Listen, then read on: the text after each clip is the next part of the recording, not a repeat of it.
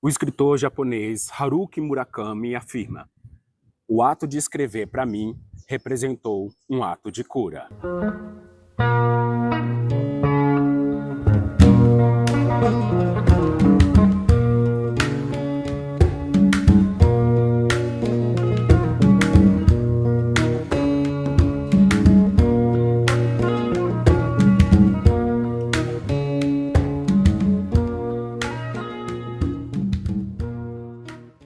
Querido diário, o translúcido objeto deixava a imagem difusa, opaca, dificultosa, mas, ainda assim, podia enxergar o seu redor. Tudo era branco, do teto à parede lateral, onde sua vista alcançava, e em meio ao ar que lhe faltava, uma névoa surge e traz o branco no horizonte dos olhos de Donazinha. Estas são as primeiras palavras que eu escrevi quando eu me botei a criar o conto Cortejo da Rainha, publicado pela editora Comala, na coletânea Teias e Arcos, Contos de Pertencimento. Como disse no nosso último encontro, eu escrevi esse conto no período da pandemia, talvez no momento mais dramático da Covid-19. Na semana em que esse conto nasceu, eu tive uma infeliz notícia. Eu morava em Diamantina, onde eu estou neste momento, e na minha rua faleceram algumas pessoas idosas e faziam parte do grupo de oração da Igreja Nossa Senhora Aparecida, que era próximo à minha casa, na região periférica, no bairro Rio Grande. Fiquei muito comovido, muito tocado com aquilo e ao mesmo tempo assombrado, porque parecia que a morte pela Covid estava cada vez mais se aproximando, né? Eu estava em lockdown, como grande parte da cidade, mas mesmo assim o temor daquele momento me assombrou. Ao mesmo tempo, e inspirado, né, por esse sentimento e por essa notícia mórbida dessas pessoas falecendo, eu me botei a escrever o conto muito mais como uma tentativa de deixar registrado aquele momento em que nós estávamos vivendo enquanto humanidade e eu, esse indivíduo, dentro desse período. Essa, então, é uma das primeiras influências do conto O Cortejo da Rainha. Querido diário, a minha primeira ideia para escrever esse conto foi de terror. Pensa, no meio da pandemia, ai, aquelas coisas que estavam acontecendo, os contornos políticos que nós estávamos vivendo, as questões sociais, o número crescente de morte. Eu estava convicto que eu deveria escrever um conto de terror. Mas, ao mesmo tempo, eu tinha o desejo de trazer uma mensagem de esperança diante desse momento tão turbulento que nós, enquanto humanidade, estávamos vivendo. Também porque não havia nenhum sinal, naquele momento em que eu estava escrevendo o conto, de que a pandemia fosse acabar. Então eu pensei, eu preciso primeiro me nutrir de esperança e nutrir ao meu próximo de esperança.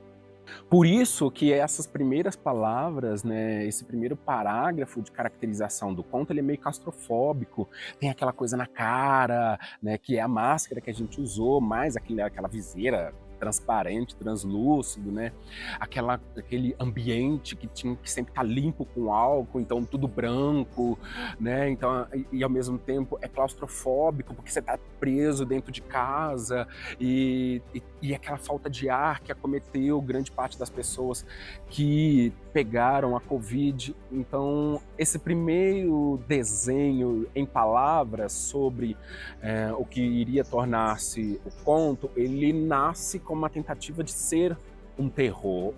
Outra influência que eu trouxe para o conto não tem coisa mais maravilhosa do que você tá numa roda de samba, do que você tá numa roda de jongo, no maracatu, no candomblé, num pagode, aquele som, a batucada. Então isso me traz vida, me faz sentir vivo, então eu queria que isso também tivesse no conto, né? Ao mesmo tempo que o conto trazia sobre este momento tenso que nós vivemos enquanto humanidade, esse suspense da morte a todo momento, mas também tinha a esperança, e a esperança ela tá, ao meu ver, na alegria, e eu me sinto muito alegre, muito esperançoso quando eu tô compartilhando com outras pessoas, sejam elas conhecidas ou não, numa roda de samba, no maracatu, no candomblé, no jongo, na capoeira.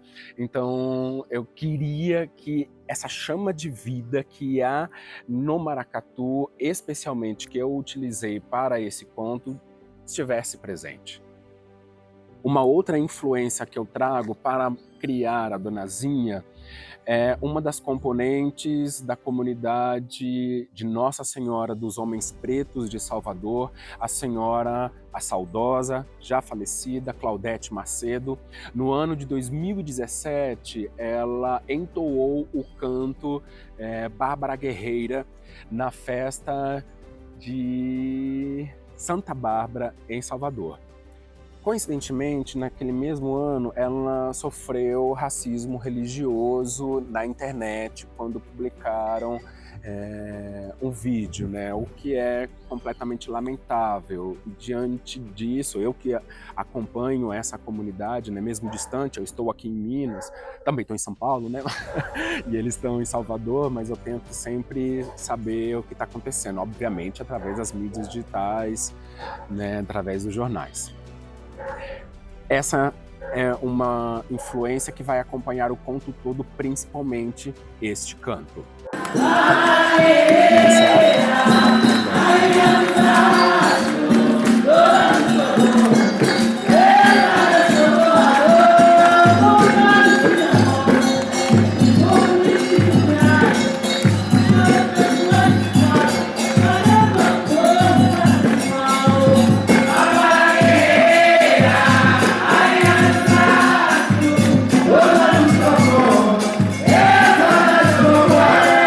Do diário. A escrita desse conto foi também uma homenagem a tantos idosos que faleceram durante a pandemia. Também a senhora Claudete, devota de Santa Bárbara, que teve a sua vida dedicada à cultura afro-religiosa. Mas também é uma homenagem à nossa esperança de continuar existindo e resistindo, mesmo diante, sejam das adversidades políticas, sociais ou biológicas, como foi no caso da Covid.